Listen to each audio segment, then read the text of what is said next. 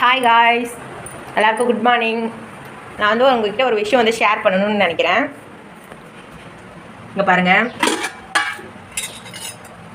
சாப்பாடு சுட சுட, அப்புறம் வந்துட்டு சாம்பார், கத்திரிக்காய், மாங்காய் அதெல்லாம் போட்ட சாம்பார் எல்லாம் வந்து யார் திரும்ப செஞ்சால்? நான் செய்யலை, எங்கள் அம்மா தான் செஞ்சாங்க.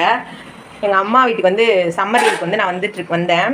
அதனால் அம்மா இப்போ வந்து 8:30 மணி ஆகுது. அப்போ தான் தூங்கி எழுஞ்சி வந்து ஃப்ரெஷ் ஆகிட்டு வந்தேன்.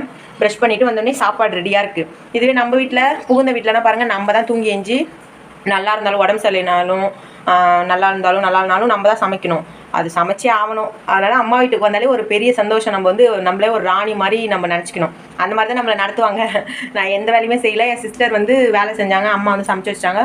அவங்க வந்து 8:30 மணிக்கு வேலைக்கு போகிறாங்க. அதுக்கு 5 மணிக்கெலாம் எழுஞ்சி சமைச்சு வச்சுட்டு எங்களுக்கெல்லாம் ரெடியாக வச்சுட்டு போகிறாங்க. அதான் அம்மாவோட பாசம் வந்து சொல்கிறது. உங்களுக்கெல்லாம் அம்மாவை பிடிக்குமா, அம்மா வீட்டுக்கு போகிறதெல்லாம் பிடிக்குமான்னு சொல்லிட்டு கமெண்ட்டில் சொல்லுங்கள். ஓகே, பாய்.